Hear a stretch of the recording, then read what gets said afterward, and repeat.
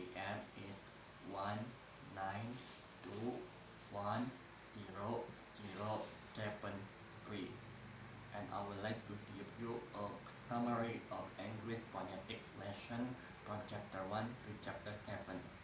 Let's begin. Starting from the chapter 1, Introduction. An important purpose of the course is to explain how English is pronounced in the accent normally chosen as the standard for the people learning the English spoken in England. If this was the only thing the course did, a more suitable title would have been English pronunciation. A similar question arises in connection with grammar. At lower level of study, one is concerned simply with setting out how to from grammatical sentence, but people who are going to work with the language at advanced level as teacher or researcher need the deeper understanding provided by the study of grammatical theory and related area of linguistics. How the course is organized. Each section has additional sections. Note on the problem and further reading this section give you information on how to find out more about the subject matter of the chapter. Note for teacher give some idea that might be helpful to teacher using the book to teach a class. Written exercise. This gives you some practical work to do in the area covered by the chapter. Audio exercise. These are recorded on the CD supply with this book, also compatible to MP3 file and replace marking in the text when there are relevant exercise.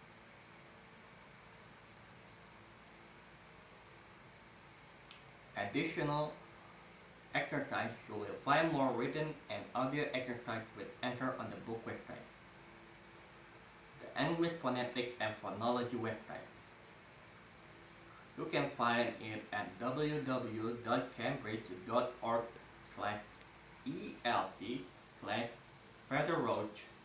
Everything on the website is additional material. There is nothing that essential to using the books itself. So, if you don't have access to the internet, you should not suffer of this advantage because the website contains the following things: additional exercise material, link to the useful website, a discussion site for exchanging opinion and questions about English phonetics and phonology in context of the study of the book, recording of talks given by Feather-Roach, other material associated with the book, a glossary giving brief explanation of the term and concept on phonetics and phonology, phonemes and other aspects of pronunciation. In any language, we can identify a small number of regularly used sounds, vowel and consonant that we can call phonemes. For example, the vowel in the word pin and pen are different phonemes, and so are the consonants at the beginning of the word fat and bad. Different phonemes, and so are the consonants at the beginning. Sometimes confusing nature of English spelling. It is particularly important to learn to think of English pronunciation in terms of phonemes rather than the letters of the alphabet. One must be aware, for example, that the word enough begins with the same vowel phoneme as that at beginning of INET and end with the same consonant as stop.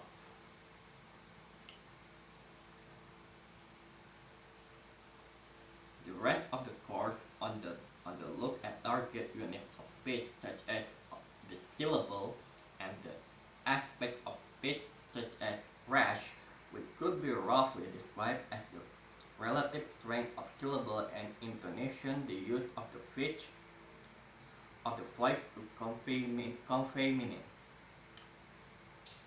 As an example of phrase, consider the difference between the pronunciation of contract as a noun assigned as contract and the contract as a verb.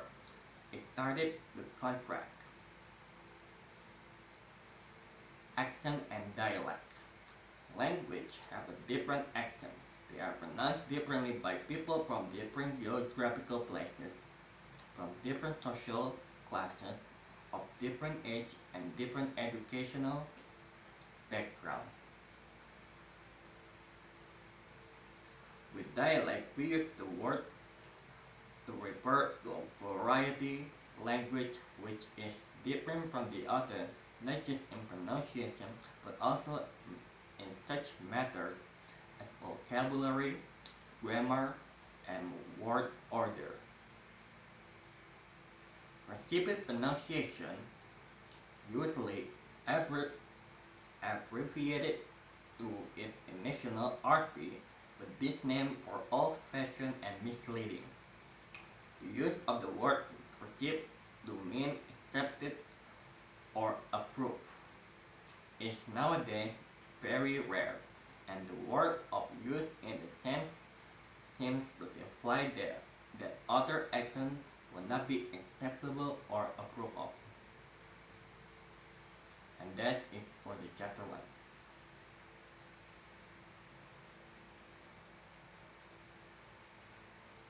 Let's begin with the chapter 2.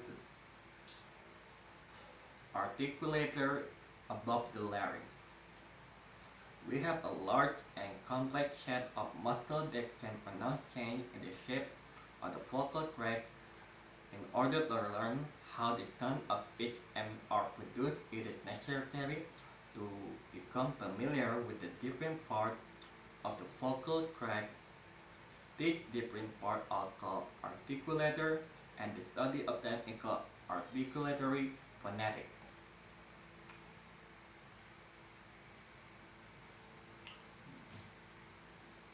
First is the pharynx. It's a tube which begins just above the larynx. It is about centimeter long in a woman and about 8 centimeter in man. And in its top end, it is divided into two. One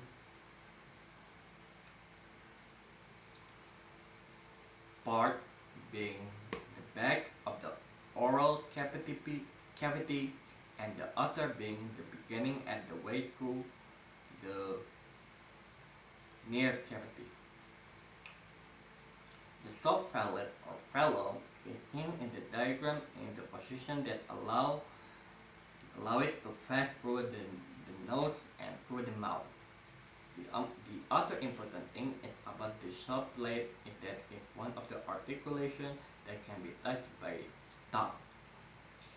When we make sound of K, G, the tongue is contact with the lower side of the subphalate and we call this pillar consonant. The hard phalate is often called the roof of the mouth. You can feel its curved surface with your tongue. A consonant made with the tongue close to the hard palate is called palatal. The alveolar ridge is between the top from with teeth and the hard palate. You can feel its shape with your tongue. Its surface is really rougher than it's really and is covered with little ridges.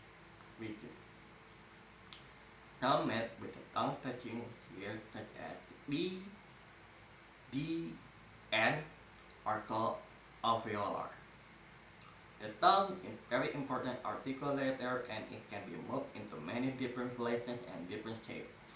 The tongue on the larger scale with each part show the tip, blade, front, back, and root. The teeth, upper and lower, are usually shown in the diagram only at the front of the teeth, immediately behind the lip. This is for the sake of a simple diagram and you should remember that most speakers have teeth to the side of their mouth. With back almost subpalate, the tongue is in contact with the upper side teeth For most speech sound made with the tongue touching front teeth, such as English called dental. The lips are important in speech.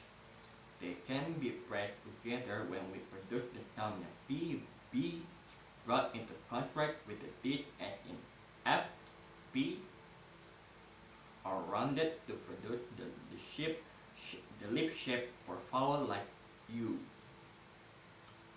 The sound in which lips are in contact with each other called bilabial, while those with the lip to teeth contact are called labiodental. First, the larynx could also be described as an articulator, a very complex and independent one. Secondly, the jaws are sometimes called articulators. Certainly, we move the lower jaw a lot in speaking, but the jaws are not articulators in the same way as the others, because they cannot themselves make contact with the other articulator. To note the nasal cavity when speaking, they are very important part of our equipment for making sound with something called our vocal apparatus. Vowel and consonant. Vowels are sounded in which there is no obstruction to the flow of air as in passage from the larynx to the lip. But if we make sound like B, it can be clearly felt that we are making it difficult or impossible for the air to pass through the mouth. We'll have no doubt that the sound like S, D should be called consonant. Sound that we think of as consonants such as the sound at the beginning of the word hey and way do not really obstruct the flow of air more than some vowels do. Another problem is that the different languages have different ways of dividing their sound into vowel and consonant. For example, the usual sound produced at the beginning of the word red is felt to be consonant by most English speakers, but in some other language, like Mandarin Chinese, the same sound is treated as one of the vowels. If we say that the difference between vowel and consonant is different in the way that they are produced, there will be inevitably be some cases of uncertainty or disagreement. We find that most of the sound we normally think of a vowel can follow E, G in the word hand, but practically none of the sound we class as consonant with the same possible exception of in the word such as huge. Now think of English word beginning with the two sound. We find many cases where the consonant can follow in the word bit or I in the word of bill.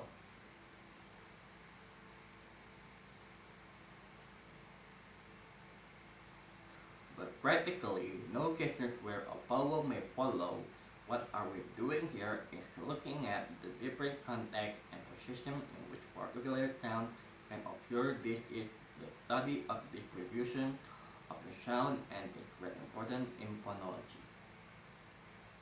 We began the study of English sound in the course by looking at vowel, and it is necessary to say something about vowel in general before turning to the vowel of English. The first matter to consider is the shape position of the tongue. Firstly, the vertical distance between the upper surface of the tongue and the palate, and secondly, the part of the tongue between the front, back, which raises highest.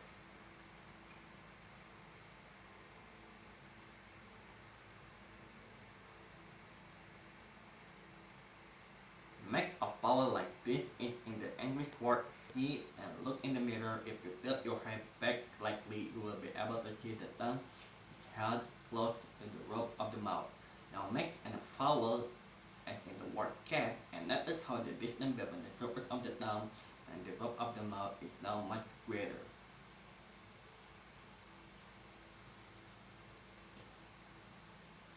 In making two vowels described above, it is in front part of the tongue that is raised.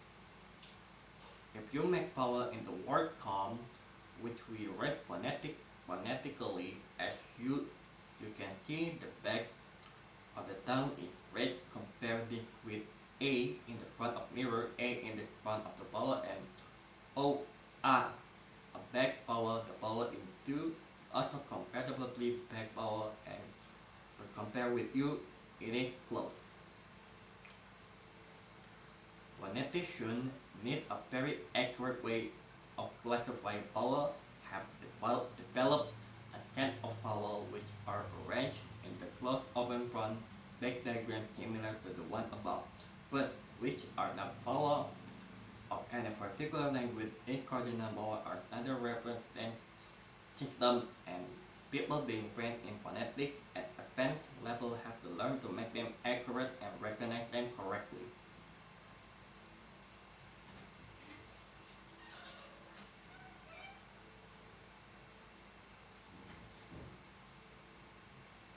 Cardinal vowel Cardinal vowel number 1 has the symbol and is defined as the vowel which is as close and as front. It is possible to make vowel without obstructing the flow of air enough to produce friction noise. Friction noise is the hissing sound that one hears in the consonant like S or F. Cardinal number 5 has the symbol A and is defined by the most open back vowel that is possible to make. Cardinal vowel number 8, U is fully closed back, and number 4 is a fully open in front. When you are familiar with this extreme vowel, you have learned a way describing, classifying, and compare vowel. For example, we can say that the English vowel of A, the vowel in the cat, is not open. Cardinal vowel number 4, A. We have now looked at how we can classify a vowel according to their down height. Although the lip can have many different shapes and positions, we will at this stage consider only this possibility. These are rounded, straight, and neutral. English short vowel. English has a large number of vowel sounds. The first one to be examined are short vowels. The symbol for each vowel are I, E, U, A, O. The short vowels are only relatively short, as we shall see later. Vowels can have quite different lengths in the different contexts.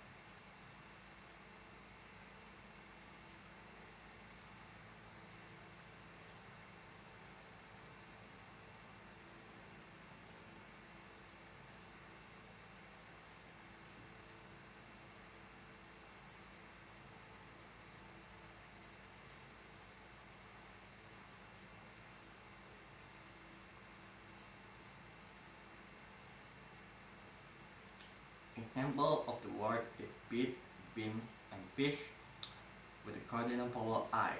Example word bed, man, yes, is the cardinal vowel number E, and the lips are slightly spread. Example word bed, man, and yes, this vowel is front but not quite as often. Cardinal vowel number 4, A. The example word cut, come rush. This is central vowel, and the diagram is showed is more open than open mid tongue head. Example word fought, got, cross. This vowel is not quite fully packed and between open mid, and open in tongue head.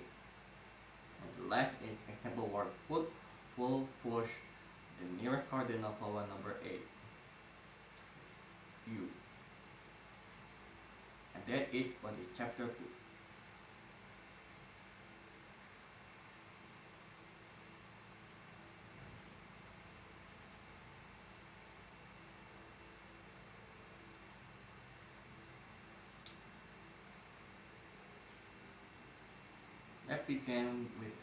Let's start with the chapter 3.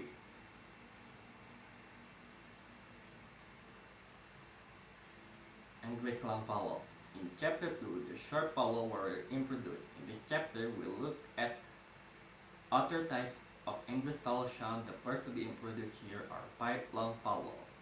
The short vowel in the similar context, because as we shall see later, the length of all English vowel sound varies very much according to their context.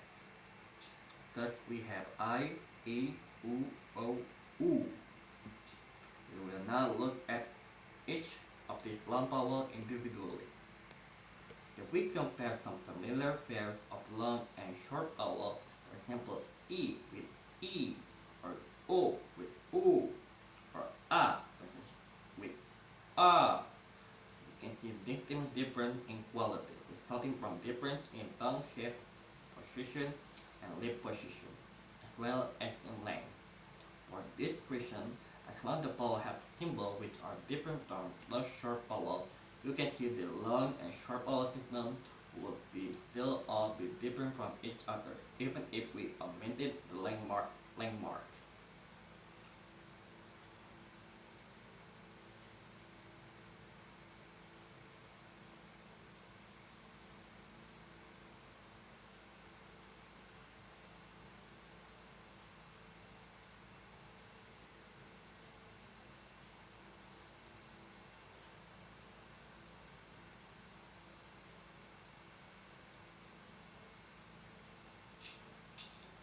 For example, word like E, bit, meaning bit. This vowel is near to the cardinal vowel number 1, E. For word example from bird, bird, bird. This is mid-temporal vowel which is used as the most English accent as a hesitation sound.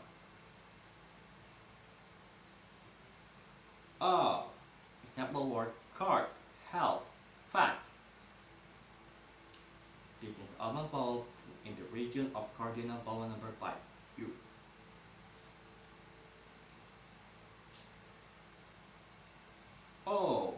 Example word bird, thorn, and horse.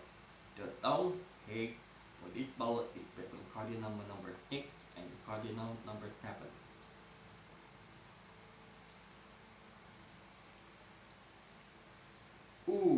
Example word are foot, spoon, and loose. The nearest cardinal vowel to this is number 8, U. And we go to the section diphthong. Sound which consists of movement or glide one vowel to another. A vowel remains constant and does not glide is called pure vowel. Diphthongs are similar to the long vowel described above.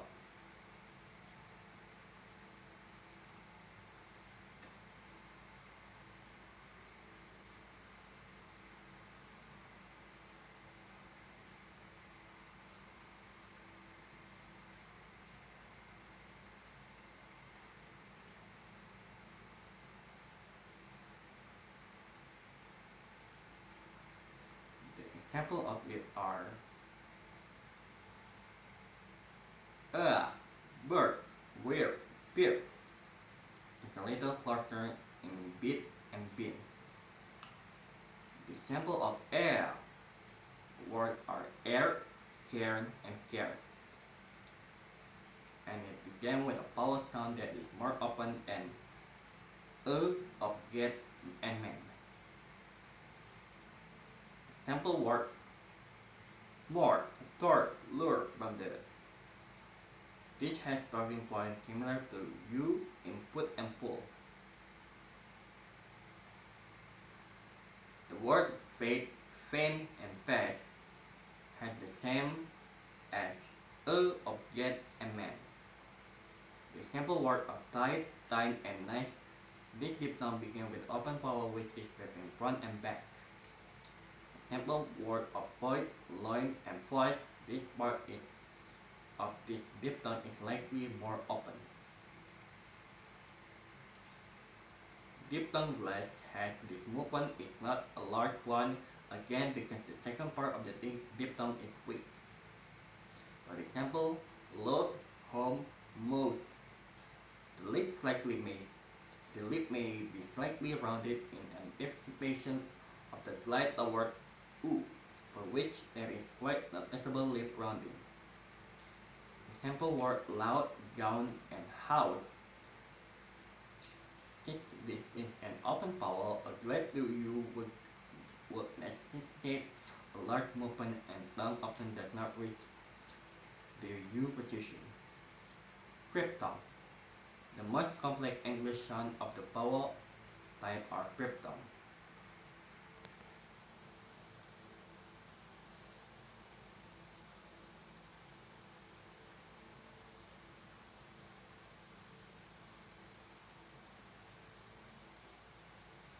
One vowel to another and then to a third, all produced rapidly without interruption.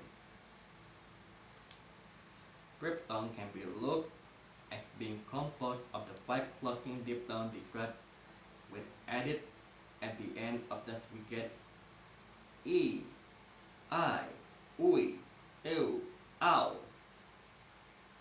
And that's it for the chapter 3.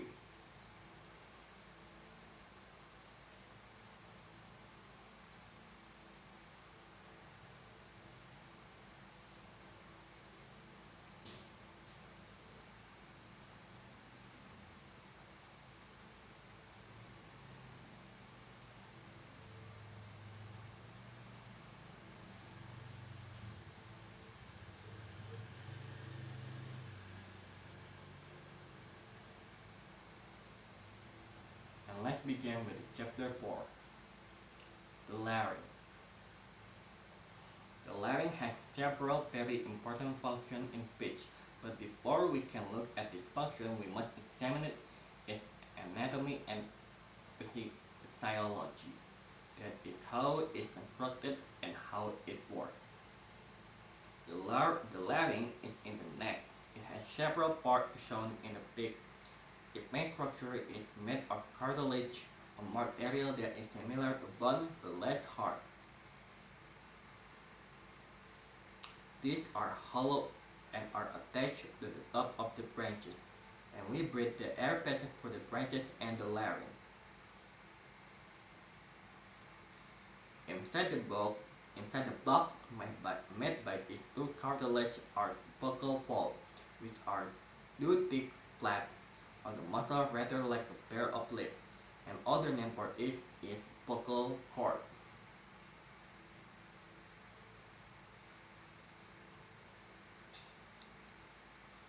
The arytenoid cartilage are attached to the top of the rhizoid cartilage, but they can move so as to move the vocal fold apart or together. We use the word glottis to refer to the opening between the vocal folds, and if the vocal folds are apart, we say that the glottis is open.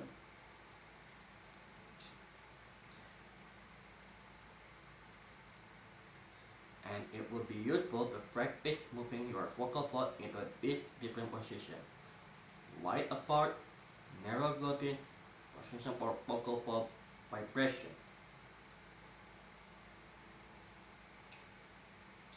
Vocal fold tightly closed, the vocal fold can be firmly pressed together with air cannot pass between them.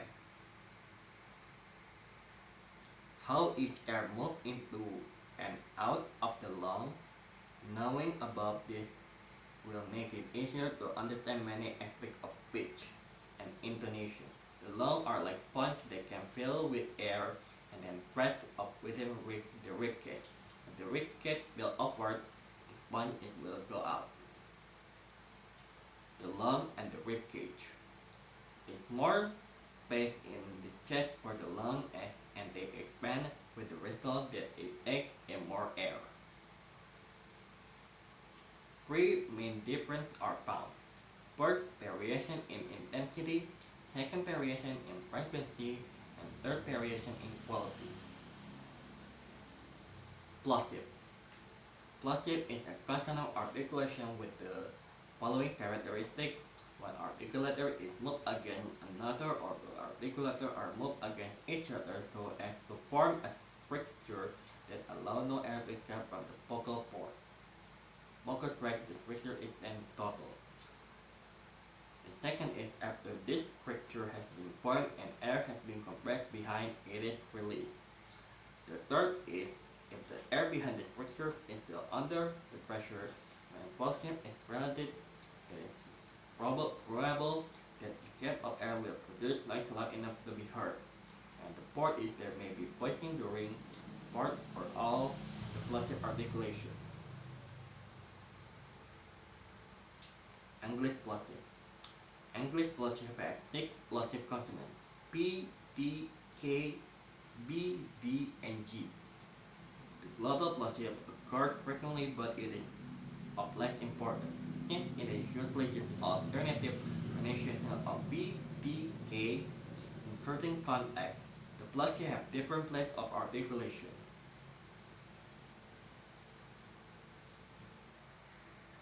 Portis and Lannis are B, D, G voice plosive. The description of them makes it clear that it's not very accurate to call them voice in initial and final position.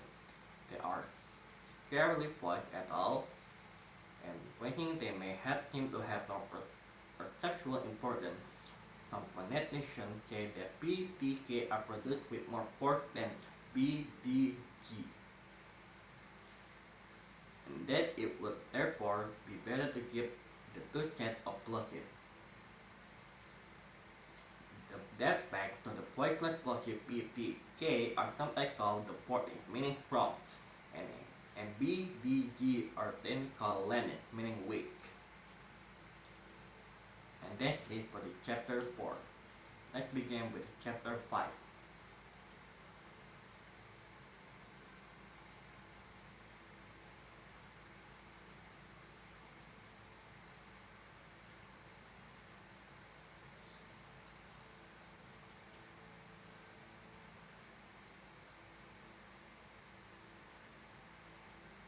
Phoneme and symbol. The phoneme. In studying speech, we divided this string into small pieces that we call segments. The word man is pronounced with the first segment M, a second segment is A, and the third segment is M. It is not always easy to decide on the number of the segments. Yet we feel quite confident in saying that the number of English vowels is not greater than 20.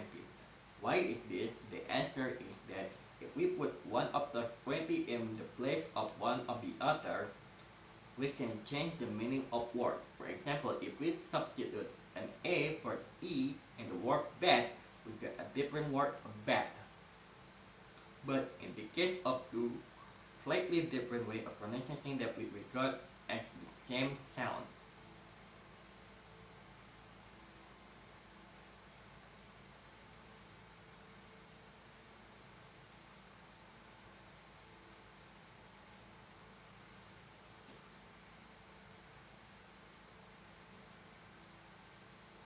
symbol and transcription. You have now seen a number of symbols of several different sorts.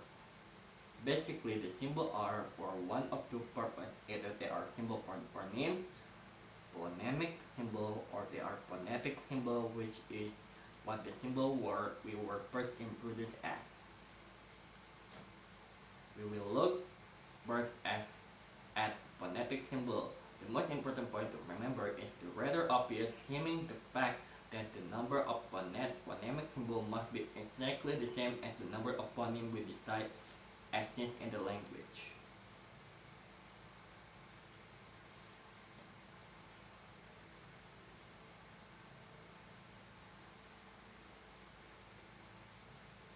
Phonology.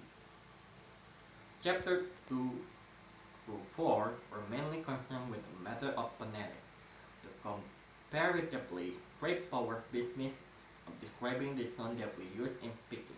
When we talk about phoneme function in language and the relationship among the different phonemes, when in other words we study the express side of the sound of the language, we are studying the related but different subject that we call phonology.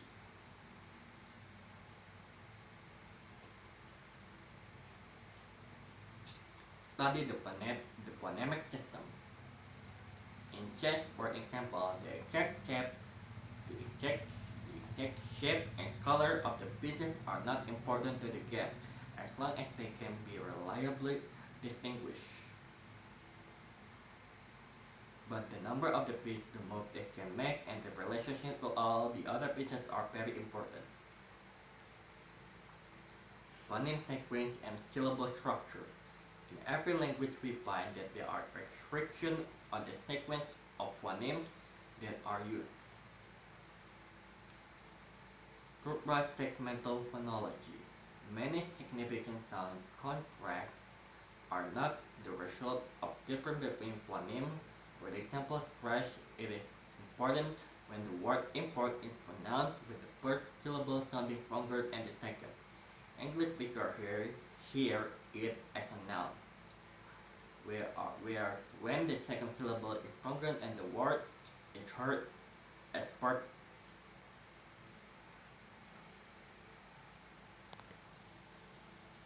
And that is for the chapter 5. Let's begin with the chapter 6.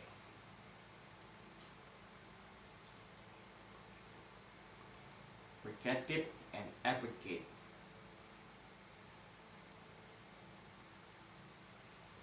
Replicate are and replicate are with the characteristic that air is kept through a narrow passage and make a hissing sound.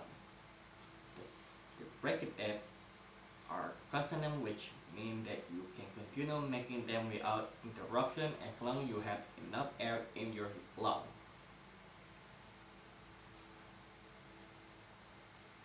Fricative make a long hiss and make a long F sound. Affricate are rather compiled consonants. They become a plosive and end as affricate. A familiar example in the affricate here at the beginning and end of the word church. It began with articulation practically the same as for the E, but instead of rapid release with explosion and expiration, we will find the word beep. The down move to the position for the fricative. However, we will not class a sequence of plosive plus fricative as affricate. For example, we find in the middle of the word breakfast the plosive followed by the fricative F. The sound K, F are not homoorganic, but F, J, B, and B being met with the tongue bled against the alveolar, which are homoorganic.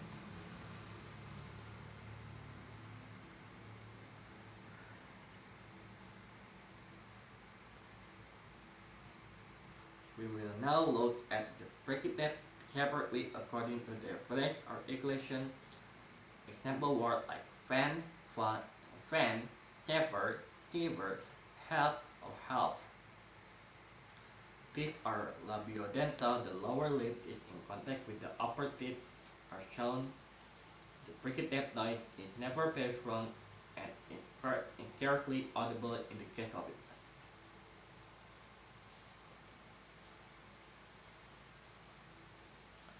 The air is kept through the gaps between the tongue and the teeth.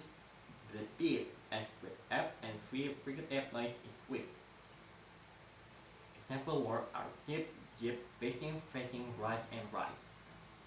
These are alveolar fricatives with the same class of articulation as T, D, a narrow passage along with the center of the tongue. The sound produced comparatively intense. The air is kept through the passage along the center of the tongue is a little wider. The other fricative described so far can be found in initial, medial, and final position. However, the distribution is much more limited. The place of articulation of this consonant is glottal. That means the narrowing that produces friction noise between vocal cords as described in the chapter 4. Phonologically, H is a consonant. It is usually found before vowel as well being found in the initial position. It is found medially in the word such as ahead. The first is the sound produced by some speakers in words which begin orthographically. In such words, which, why, with, well, which is introduced in chapter 7, etc. These are some particularly when they are speaking clearly or emphatically. A very similar case is the sound found at the beginning of words such as huge, human, huge. However, it is usual to treat this sound as H+. The latter is another consonant that is introduced in chapter 17. The sound at the beginning of yes and yet. If we were to say that these two sounds were phonemes of English, we will have two extra phonemes that do not occur very frequently. The usual practice of transcribing the sound at the beginning of huge has become convenient and common practice.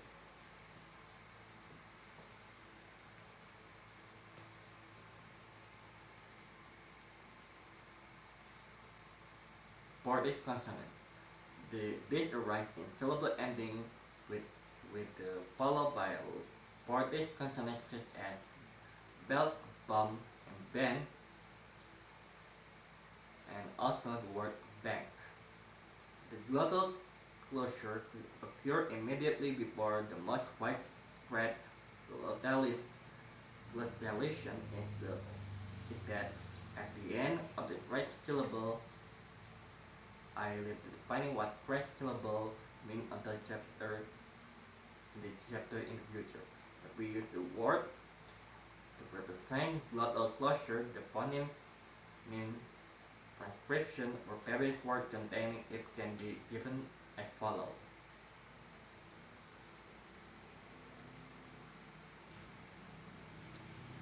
And then in for chapter 6, and we begin with the last chapter, chapter 7.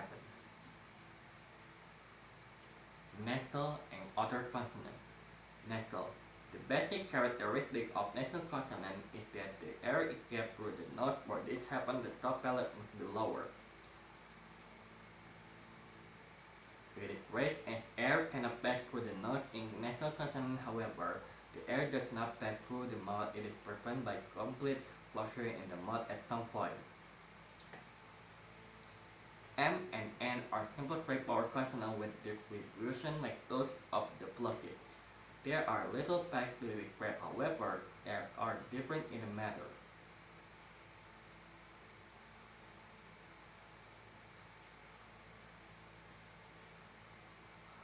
A lateral consonant is one with the passage of air through the mouth does not go in an unusual way. Along the center of the tongue, instead, there is a complete closure between the shattered tongue and the part of the root of the mouth where contact to be made. The alveolar ridge and the cases of it because the complete closure along the center, the only way for air to escape alongside of the tongue.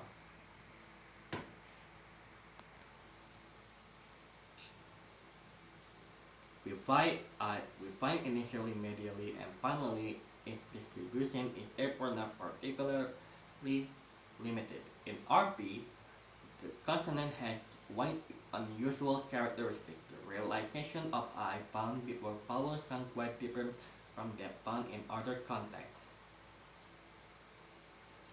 R. This consonant is important in that considerable difference in its articulation and its distribution are found in different accents of English. As far as the articulation the sound is concerned, there is really one pronunciation that can be recommended to the foreign learner of RP, and that is what we call a post-alveolar approximant. The important thing about the articulation of R that is the tip of the tongue approach the alveolar area and approximately the way it would for P or B but never actually make contact with any part of the roof of the mouth. One final characteristic of the articulation of R is that unusual for the lips slightly rounded. Foreign learners should do this should be careful not to exaggerate. If the loud running the front, the consonant will sound too much like a W, which is the sound that most English children produce until they have learned to pronounce R in the adult way. J and W. These are consonant forms at the beginning of words such as yet and wet. They have been called semi-vowel by many writers, but we will use more modern terms approximate. The most important to remember these phonemes in that they are phonetically like vowel but phonologically like consonant.